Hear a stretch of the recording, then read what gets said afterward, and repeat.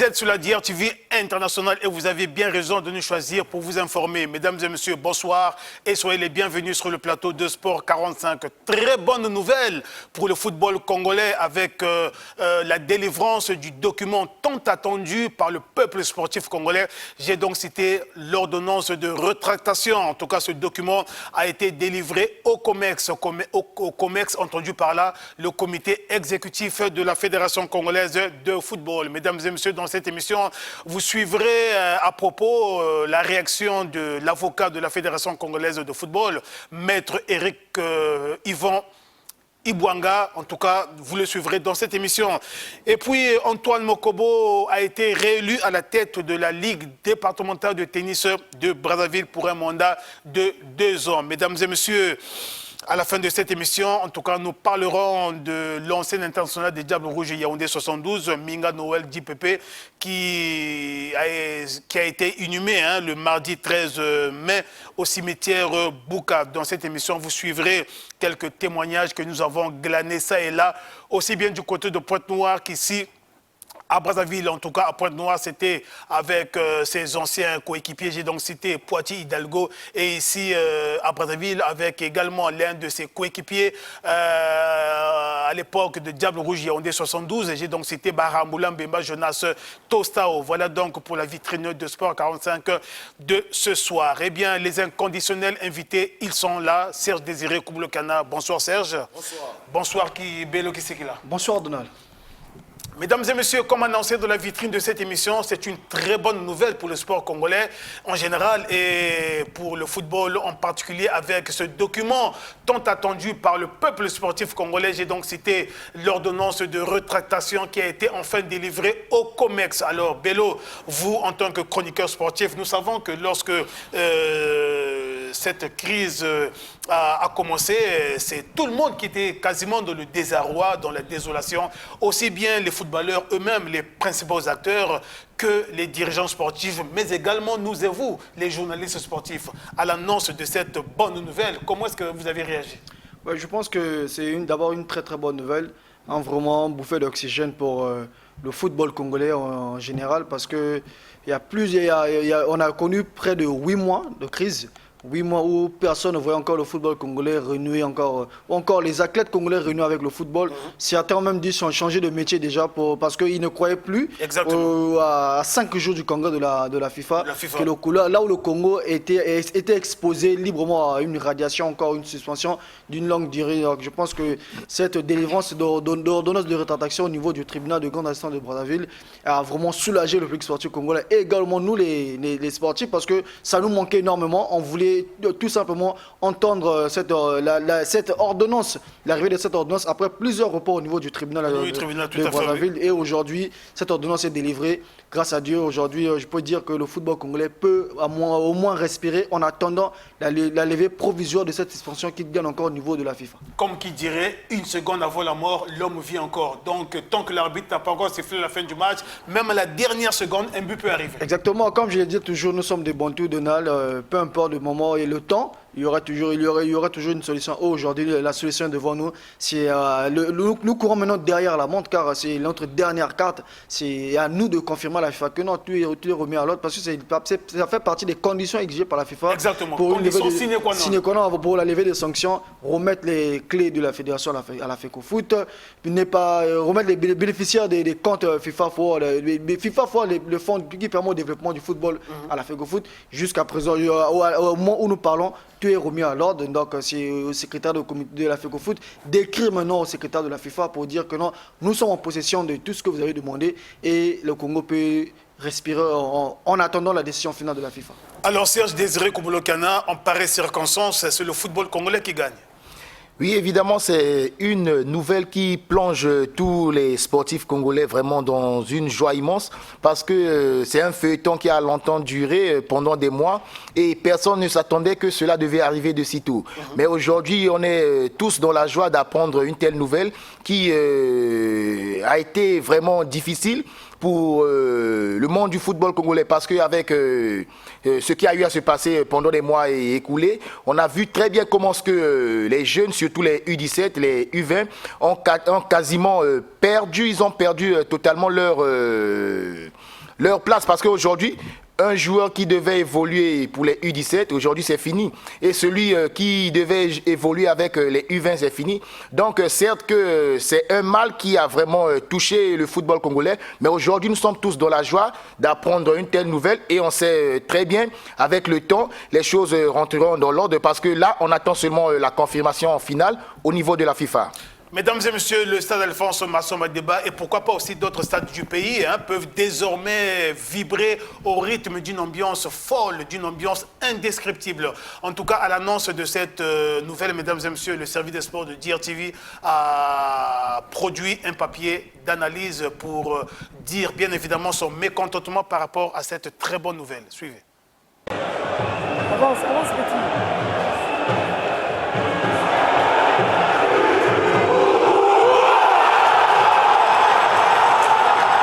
Ça y est, le public sportif congolais va désormais renouer avec cette chaude ambiance du stade Alphonse Massamba Débat.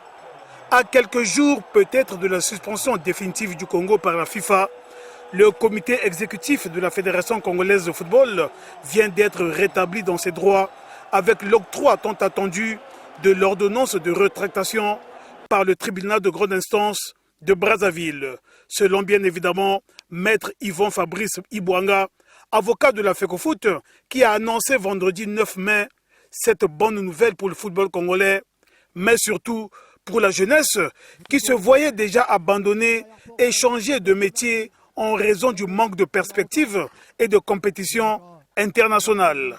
Nous avons une impression agréable de la décision de la Cour d'appel de Brazzaville au statut en matière de référé civil qui a rétabli la Fédération congolaise de football, notamment le comité exécutif, dans la légalité, après avoir annulé en toutes leurs dispositions toutes les ordonnances qui ont été rendues suspendant, expulsant et bloquant les comptes de la FECOFOOT. À partir du moment où les décisions rendues par la Cour d'appel sont exécutoires de plein droit, cette décision s'exécute maintenant illico presto. La Fédération congolaise de football va être réintégrée, ses comptes seront levés et les activités vont reprendre. Nous pensons que ceux qui se sont considérés comme étant le collectif des membres de l'Assemblée générale extraordinaire se sont juridiquement fourvoyés et la Cour d'appel l'a démontré après avoir entendu également le parquet général près la dite Cour dans ses réquisitions. Voilà qui est dit. La délivrance de cette ordonnance de rétractation au comité exécutif de la FECOFOOT est un véritable tournant qui vient mettre fin à une longue période d'incertitude. Le COMEX, enfin rétabli dans ses droits, peut prendre possession du siège où il avait été mis dehors manu militari au profit de la mise en place d'une commission ad hoc, malheureusement que la FIFA n'a pas du tout daigné reconnaître. Cette décision judiciaire, tant attendue par le public sportif congolais, ouvre désormais la voie à une correspondance officielle de la FECOFOOT à l'endroit de la FIFA afin de lever la suspension provisoire qui planait sur le Congo. Signalant que cette crise a secoué le football national depuis juillet 2024 avec de lourdes conséquences, notamment la disqualification des équipes congolaises à certaines compétitions internationales. Alors Bello, vous êtes en contact permanent avec les jeunes joueurs qui évoluent dans certains clubs. Avez-vous eu leur réaction à l'annonce de cette très bonne nouvelle? Ouais, c'est vraiment un ouf de soulagement pour les joueurs. Parce qu'on les voit déjà changer de métier. Nombreux ont changé de métier, nombreux font le taxi moto, nombreux sont devenus des chauffeurs de bus, nombreux sont devenus des contrôleurs, nombreux vendent maintenant du pain dans les marchés. Je pense que cela doit interpeller nos dirigeants parce que le football, c'est vraiment l'union de ces jeunes, parce que les jeunes se retrouvent. Le football nourrissait beaucoup de familles, mais perdre 8 mois, mettre 8 mois les jeunes volontairement au chômage, je pense que ça doit interpeller nos dirigeants parce qu'aujourd'hui, voyez-vous comment ces jeunes sont très heureux aujourd'hui. Nombreux ont repris même le footing sur les grandes avenues. Oui, ils se disent que non, il n'est plus temps d'attendre puisque l'ordonnance est déjà délivrée. La balle est dans le camp de la FECOFOOT qui va peut-être lancer les activités les mois ou encore les semaines à venir. Mais pour l'instant, pour eux, c'est un ouf de soulagement déjà. Voilà, ce document tant attendu appelée la grosse, hein, c'est l'ordonnance de rétractation.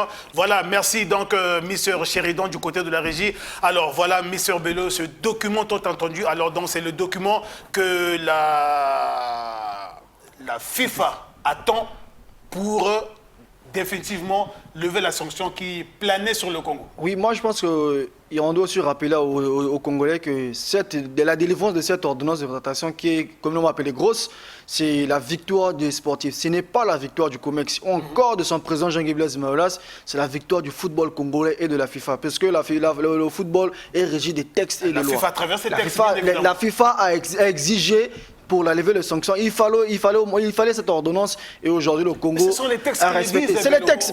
On n'a pas le choix. Parce que nombreux penseront que c'est la victoire d'un camp par rapport à l'autre. Mais non, moi je dirais que c'est la victoire du football. Le football a triomphé, le football doit triompher. Et le football, c'est la jeunesse. Lorsqu'on parle de football au Congo, on voit la jeunesse. Donc c'est la jeunesse qui vient de remporter cette bataille face aux querelles internes qui a paralysé le football congolais, qui a écarté le football congolais de plusieurs mois. Et on a perdu des compétitions, on a perdu des jeunes. Il y a des pépites qu'on devait découvrir, on doit les oublier, qui ont peut-être changé de métier actuellement, qui ne vont plus revenir au football. Ça, il faut l'avouer. Et dernièrement, j'ai échangé avec un ancien footballeur qui a un fils qui évolue du côté de l'OGC Nice, qui a juré que mon fils ne va plus jouer pour le Congo.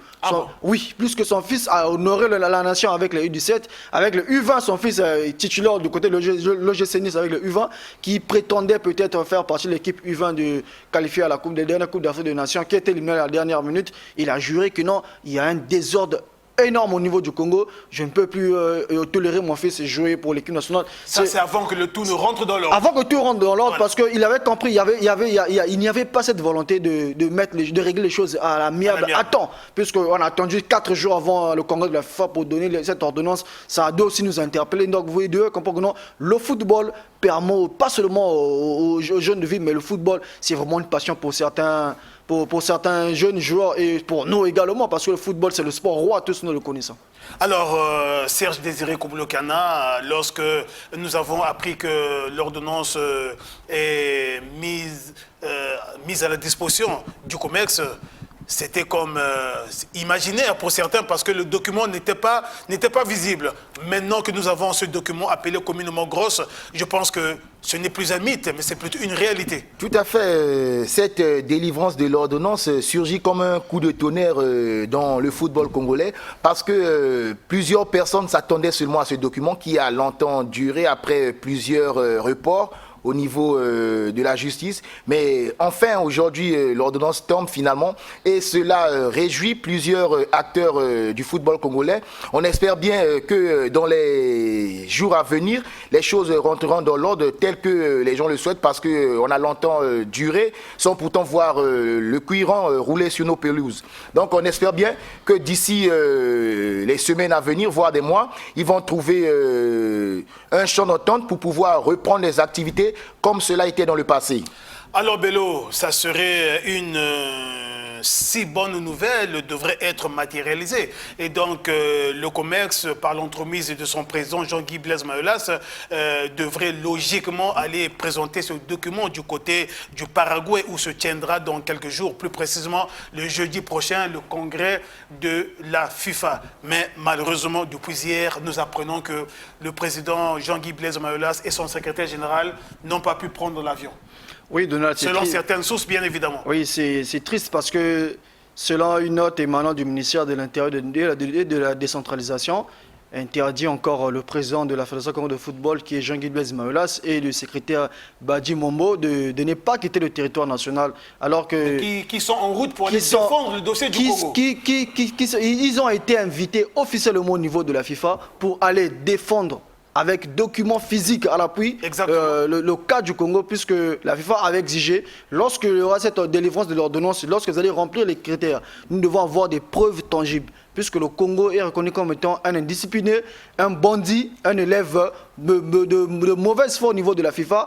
tout en respectant pas les conditions de la FIFA. Depuis longtemps, la FIFA a écrit à plusieurs reprises, la FIFA a envoyé des émissaires, nous avons tous connu, nous avons tous vécu l'arrivée de Gelson ici à Brazzaville, qui n'ont pas été reçus comme il fallait. Ils sont rentrés chez eux dessus de ne pas avoir cette volonté manifeste de lever la suspension à temps, mais c'est deux dirigeants légitimes de la FECOFOOT qui doivent représenter le Congo au prochain congrès du côté de Paraguay, inviter officiellement la FIFA. Malheureusement, ils ont été interdits. Je pense que là, il y a une volonté politique ou encore administrative qui cherche à saboter les efforts de normalisation pour le retour à normal du football congolais. Mais nous ne sommes pas là, puisque tout est revenu à l'ordre. Je pense que les dirigeants aussi, nos autorités doivent penser à ça, parce qu'ils ne vont pas pour défendre les intérêts de la FECOFOOT ou encore du COMEX, ils vont pour défendre l'intérêt du football et de la jeunesse congolaise. Je pense qu'on va prendre ça dans le cadre d'un petit couac administratif et que le tout va rentrer dans l'ordre et que le président Jean-Guy Blaise Mayolas et son secrétaire général vont bel et bien prendre l'avion pour aller défendre le dossier du Congo du côté du Paraguay, où va donc s'ouvrir la 76e édition, le 76e congrès de la FIFA. Nous allons partir, mesdames et messieurs, du côté du ministère en charge des sports, où il y a quelques jours, plus précisément le 23 avril dernier, où une correspondance circulait à travers la ville capitale, une correspondance du comité des présidents des fédérations congolaises de disciplines sportives confondues qui adressait donc une correspondance au préfet de Brazzaville avec pour objet marche pour la valorisation de la dignité du sport congolais sur la scène international, en tout cas de retour au Bercail, puisque le ministre en charge des sports n'était pas au pays, de retour au Bercail. Il a donc convoqué tous les présidents des fédérations sportives nationales pour en savoir davantage sur ce courrier qui ressemblait à un tract, puisque ce courrier n'était pas du tout signé. Nous allons partir du côté du ministère en charge des sports pour aller en savoir davantage sur cette rencontre ministre en charge des sports, Hugues Ngolondele, et les présidents des fédérations sportives nationales. Face aux différents présidents des fédérations sportives nationales, au nombre desquels Fabrice Makaya Matev de la Fédération congolaise de basketball, Médard Kossa, représentant le comité exécutif de la Fédération congolaise de football, le ministre en charge des sports sans détour a échangé avec ces derniers sur la prétendue lettre du 23 avril 2025 d'un comité de présidents des fédérations. Une lettre dans laquelle le ministre Hugues Ngolondele est taxé d'utiliser à d'autres fins les subventions liées aux compétitions sportives. Les quelques présidents des fédérations qui se sont prononcés ont nié les faits. En tout cas, ma fédération est surprise de ce courrier-là. Je ne vois pas, d'abord moi personnellement, me mettre dans la rue pour marcher. Pour nous c'est un tract, c'est des gens de mauvaise foi qui veulent un peu nous salir. C'était un document rempli de fautes. Et je refuse que vous puissiez donner du crédit à ce document. Parce que nous, on ne donne pas du crédit à ce document. Jurant sur l'honneur, le ministre en charge des sports qui a toujours œuvré pour débloquer des fonds du côté du trésor public afin que les fédérations aillent représenter le Congo, persiste et signe qu'aucune subvention liée aux compétitions internationales n'a été débloquée en cette année 2025 aux grandes dames de tous. Jamais, je dis bien jamais, on a remis de l'argent ici au ministère des Sports pour une quelconque fédération et on en a fait autre chose. Jamais. Et je mets quiconque au défi d'aller fouiller, d'aller chercher. Ah oui, on avait donné tant pour telle fédération et le ministre n'a pas donné. Moi, je reçois plusieurs présidents de fédération avec qui des fois on bricole des choses dans mon bureau. Face à cette triste situation, qui n'a pas hélas permis aux athlètes congolais de participer aux compétitions internationales, suggestions et demandes ont été formulées au patron du sport congolais. Monsieur le ministre, vraiment nous sollicitons votre appui sur le problème des passeports. C'est un casse-tête. Pas seulement pour le judo, je pense que pour tout le monde. À la limite, on n'a pas de passeport. Si à l'avenir, on peut avoir au moins un support qui nous appuierait dans ce sens, ça pourrait être une bonne chose. Si vous trouvez 100 millions par fédération, ça fait 3,5 milliards. Je vous assure que les télévisions là, vont créer d'autres émissions de sport, que le ministre n'aurait plus le temps de rester au bureau. Hugues Ngolondele a même demandé l'augmentation du budget du sport, en vain. 2 milliards de francs CFA compétitions sportives, donc pour les 35 fédérations. Mais quand le football a fait 2 mouvements, c'est presque la moitié qui est partie. J'ai demandé qu'on augmente cette ligne, ça n'a jamais été fait. Essayez de dire, par exemple, qu'il y a 2 milliards, on réserve au moins 1 milliard pour les 34 autres, on met 1 milliard au football. Quand c'est fini pour le football, nous savons que pour eux, on trouve des relances. Après un échange à bâton rompu, les malentendus se sont en fait dissipés et les deux parties se sont suffisamment compris tout en se disant que ce sont les ennemis de la République qui ont voulu certainement biaiser les bons rapports qui existent entre le ministre en charge du sport et les fédérations sportives nationales. C'est dans une ambiance bon enfant que se sont closes ces retrouvailles.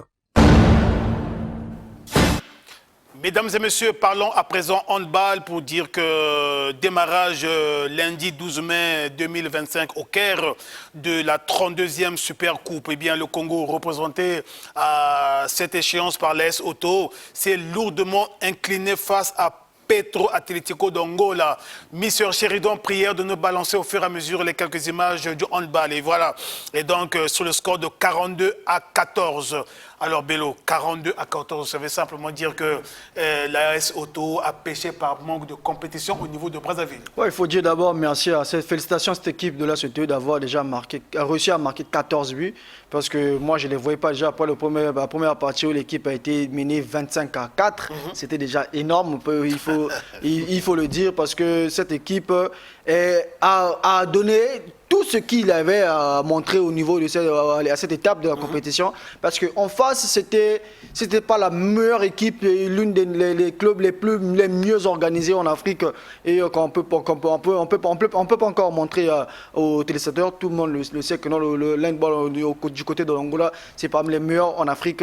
Pourquoi pas au monde, mais l'AS Auto a su quand même supporter et surtout a payé le prix de la préparation et du manque de championnat au niveau local, parce que cette équipe n'a bénéficié que du tournoi de mise en jambe organisé à cela 1 mois ici à Brazzaville. Et quelques matchs amicaux. Mais ces matchs qui ne peuvent pas rivaliser, qui n'est même pas au niveau de son adversaire qui était encore Petro de Luanda. Je pense que l'AS Auto, même, on doit les féliciter, mais en face, c'était vraiment la grande muraille du côté angolaise de Petro de Luanda. En deuxième explication, mesdames et messieurs, Al-Ali a eu raison de l'AS Sahel de la Tunisie par 26-24. Là, au moins, tu sens que le match était âprement disputé. 26-24. Ça, c'est les professionnels, c'est le haut niveau. Vous pouvez comprendre, même les quarts de points, déjà, vous dit beaucoup. Parce que vous renseignez, vous pouvez comprendre que c'est des gens qui prennent le travail au sérieux, qui savent à quoi ils cherchent, contrairement à nous, nous parlons beaucoup, mais nous travaillons peu, mais les autres travaillent et ils portent des résultats, mais vous constatez que c'est la meilleure équipe qui a su l'emporter, c'est quand même la nationale Al-Ali du Caire. Déjà, mesdames et messieurs, en première mi-temps, Al-Ali menait l'AS Sahel par 13-10. Eh bien, chez les hommes également, il y a eu cette super coupe qui a concerné aussi bien les dames que les hommes. Chez les hommes, c'est une fois de plus Al-Ali qui a remporté le derby face à son éternel rival, le Zamalek, après un match âprement disputé. En tout cas, Al-Ali l'a remporté sur le score de 31-27. En deuxième super coupe, Espérance de Tunis a pris le dessus sur Montana du Maroc sur le score de 31-24.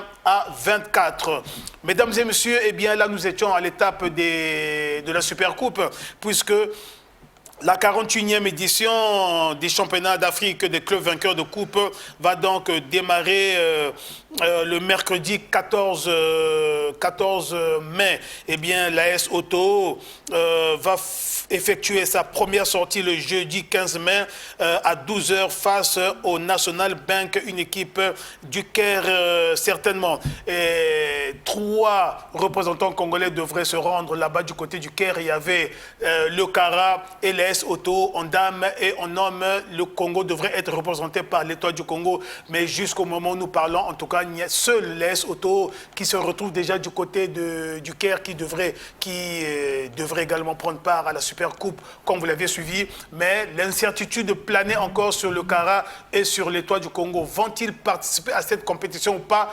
En tout cas, c'est la grosse interrogation puisque l'on sait que les équipes se sont déjà fait inscrites du côté du Caire et que si les deux équipes ne s'engagent pas pour cette compétition, Bello, ce sont des lourdes sanctions encore.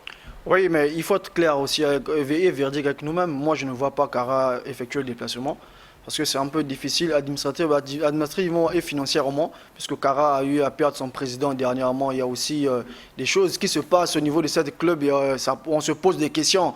Est-ce que vraiment Kara peut effectuer le déplacement? Là, on attend la décision finale du côté administratif, puisque c'est inquiet déjà.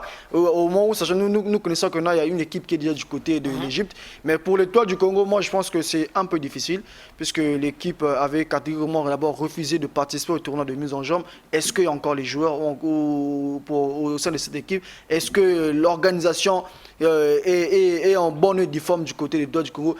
Que va aller faire l'Étoile du Congo du côté de l'Égypte? C'est la question qu'on doit se poser. Il ne faut pas seulement voyager pour voyager, mais il faut aller pour représenter valablement le handball congolais qui marche bien quand même, il faut le dire. Mais une équipe qui ne se prépare pas bien, c'est inutile d'aller effectuer le voyage du côté de l'Égypte. Malheureusement, l'équipe est déjà inscrite du côté de l'Égypte pour ce grand tournoi. Pour la 41e édition des championnats d'Afrique des clubs vainqueurs de coupe, mesdames et messieurs, l'AS Auto est logé dans le groupe A aux côtés de Petro Atlético, FC Sahel, FAB du Cameroun et National Bank de l'Égypte. Le Kara, au cas où le Kara effectue le déplacement, le Kara sera logé dans le groupe B aux côtés de Primero à gauche d'Angola, un autre club angolais, Al Ahly, Abidjan Handball Club, TKC du Cameroun et le Kara, bien évidemment. L'Étoile du Congo, au cas où les Stéliens effectuent le déplacement du Caire, eh bien l'Étoile du Congo sera logé dans le groupe B avec Espérance de Tunis, Al Ahly d'Égypte, Red Star du Cameroun, France du Cameroun et Phare du Maroc. Dans l'autre groupe.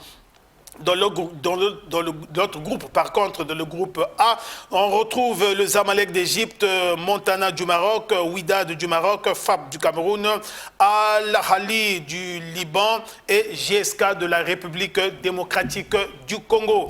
Voilà, donc il faut, en conclusion, pour l'instant, il n'y a que l'AS Auto qui se trouve du côté du Caire. Est-ce que le Kara et l'Étoile du Congo pourront rejoindre l'AS Auto? C'est la grosse interrogation que nous nous posons. Le souhait et que ces deux équipes puissent aller représenter le pays. Sinon, la conséquence, ce sont les amendes qui vont encore couler. Nous changeons de discipline, parlons à présent de tennis pour dire que la Ligue départementale de tennis a tenu son assemblée générale élective. En tout cas, Antoine Mokobo a été réélu pour un mandat de 2 ans. Voilà le bureau. Le bureau est là. Le bureau est là, félicité par la représentante du directeur général, du directeur départemental des sports.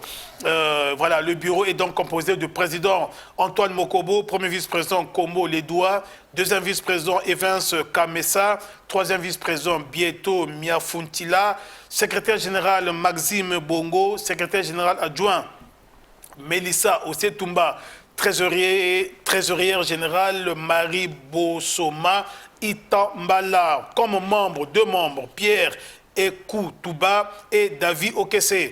Comme commissariat au compte, premier commissaire Ampa Branik, deuxième commissaire Kwando Fiston. Voilà, le bureau de la Ligue départementale de tennis de Brazzaville. Eh bien, mesdames et messieurs, il a dévoilé sa feuille de route. Lui, c'est le président réélu à la tête de cette Ligue, Antoine Mokobo. Je vous en prie, je vous invite plutôt de le suivre. Après avoir été renouvelé dans mes fonctions à la tête de la Ligue départementale de tennis, je tiens d'abord à exprimer ma plus sincère gratitude à vous tous, clubs, athlètes, entraîneurs, officiels, bénévoles et partenaires, pour la confiance renouvelée que vous avez accordée à ma modeste personne. Ce vote est plus qu'un honneur. C'est une mission que je reçois avec humilité, mais aussi avec détermination.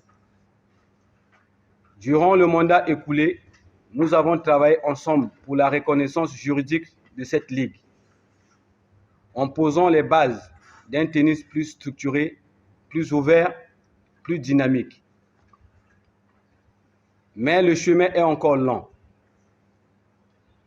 Cette réélection n'est pas l'aboutissement. C'est un nouveau départ. Ensemble, nous devons renforcer la formation des jeunes talents et des encadreurs. Améliorer l'accès aux infrastructures de qualité. Développer la visibilité de nos compétitions. Et surtout, maintenir un esprit d'unité et de solidarité entre les acteurs. Le tennis, au-delà du sport, est une école de rigueur, de respect et d'engagement. C'est dans cet élan que je compte continuer à servir cette ligue, sans relâche avec tous. Je ne serai jamais seul dans cette tâche. Je compte sur chacun de vous. Ensemble, faisons du tennis un levier de développement, un outil d'épanouissement pour la jeunesse et une source de fierté pour Brazzaville. Je profite de cette occasion pour remercier la Fédération congolaise de tennis, suite aux efforts qu'elle ne cesse de fournir pour la bonne réussite de nos activités.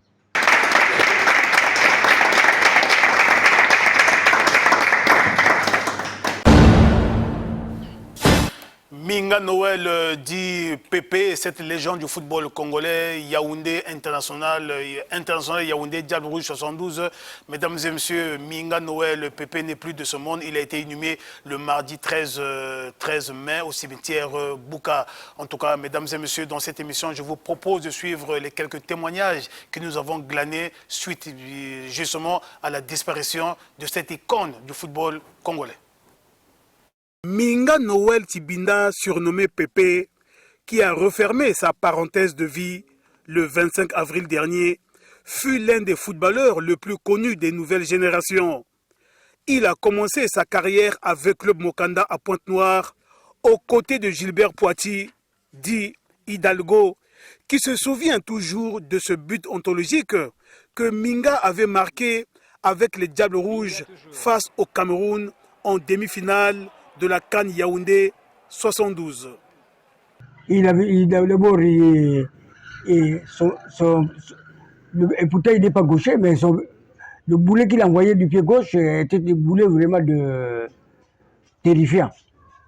Dans le Diable Rouge, pas seulement dans le Diable Rouge, on a commencé d'abord par V-Club. Et nous sommes allés dans les Diables Rouges maintenant.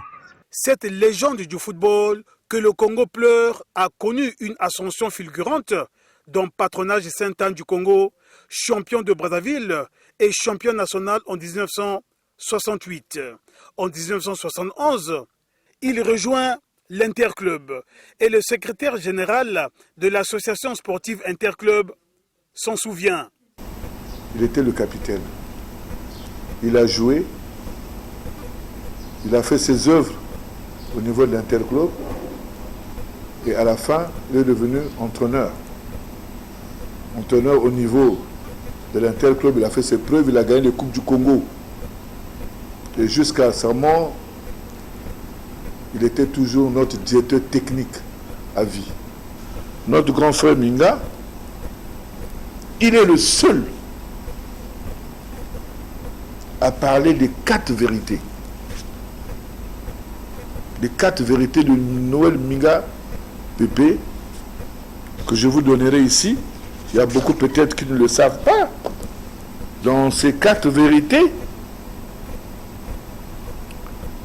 il dit hormis 72.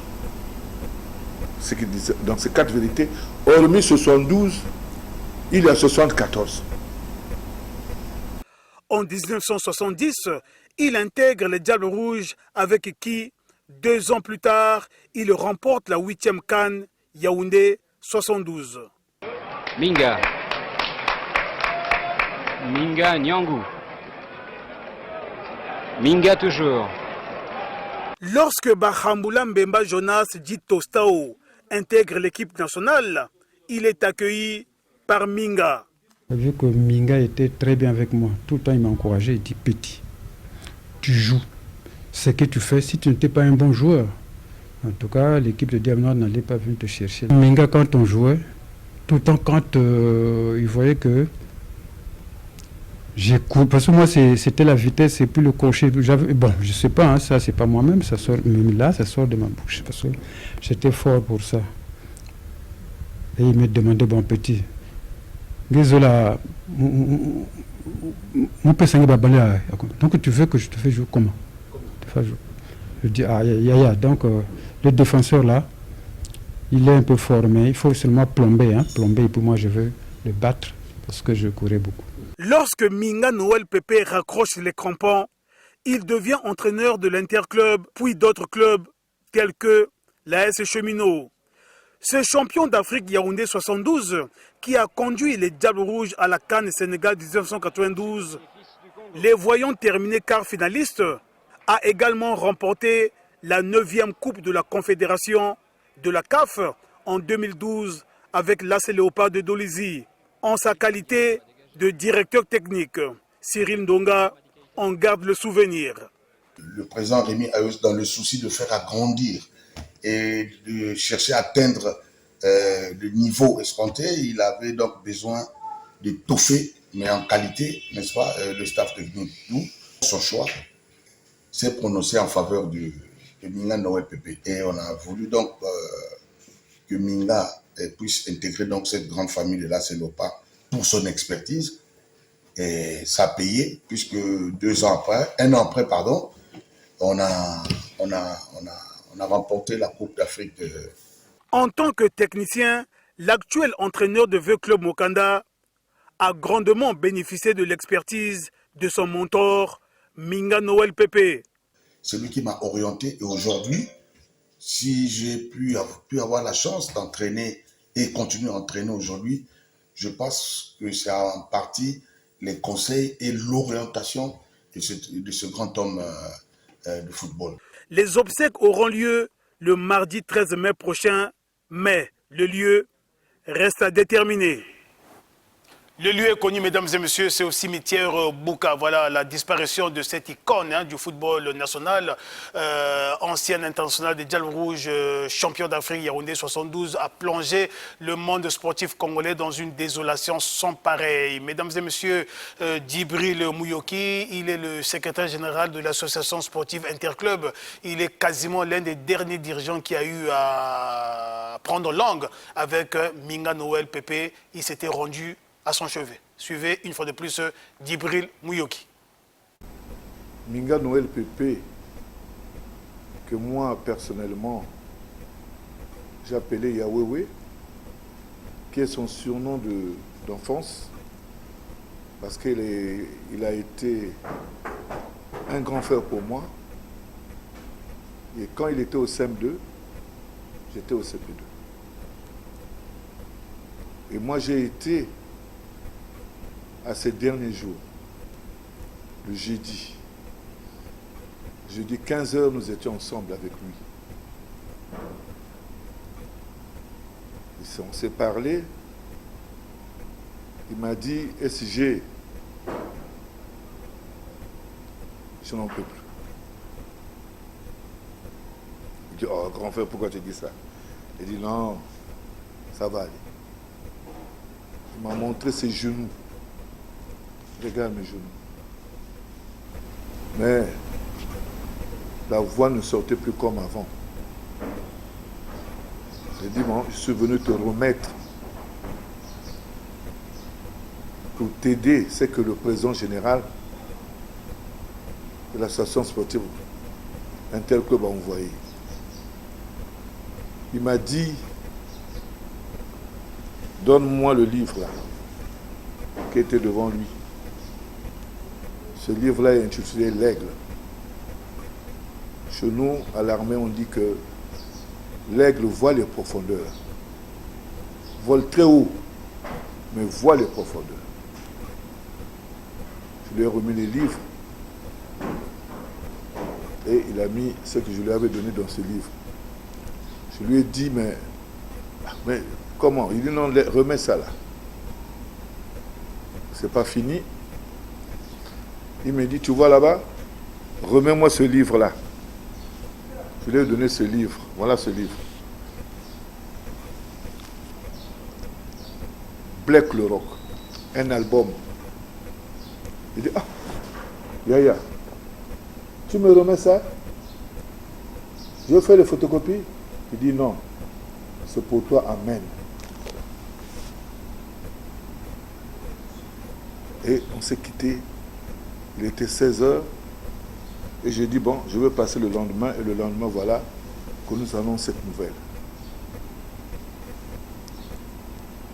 Minga est arrivé à l'Interclub par la volonté du président général fondateur de la section football, le défunt général, le président général Yombi. Il est arrivé et il était nommé capitaine de l'équipe dans le premier bureau constitué en 1971, je pense, 70, 111. Il était le capitaine. Il a joué, il a fait ses œuvres au niveau de l'Interclub et à la fin, il est devenu entraîneur. Voilà, mesdames et messieurs, c'est donc par cette évocation de Minga Noël Pépé par le secrétaire général de la SIC entendu par là, Association sportive interclub, que nous bouclons cette émission. Alors, la très bonne nouvelle, mesdames et messieurs, avant de chuter, c'est la délivrance enfin de la grosse entendue par là, l'ordonnance de rétractation qui est désormais entre les mains du COMEX, Monsieur Bello. C'est une très bonne nouvelle pour le public sportif congolais. Ouais, je reviens encore sur ça. Très bonne nouvelle. C'est vraiment une bénédiction pour la jeunesse, pour le football congolais en particulier.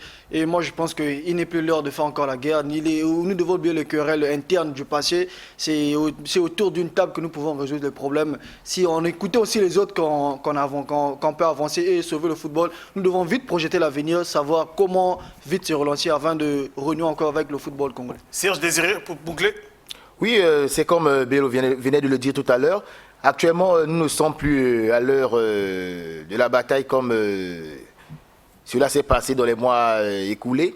Là, maintenant, c'est le moment de travailler main dans la main pour que les choses puissent aller vers l'avant et renouer encore avec les anciennes habitudes qui se passaient à tout moment sur nos stades. On espère qu'avec le temps, le tout rentrera dans l'ordre comme cela a été dans le passé. L'octroi de ce document, mesdames et messieurs, au comité exécutif de la Fédération congolaise de football a ébloui tout le monde, bien évidemment, plus particulièrement Nessor Isonga de la Songa, notre correspondant du côté de Pointe-Noire. Voilà, mesdames et messieurs, complètement bouclé.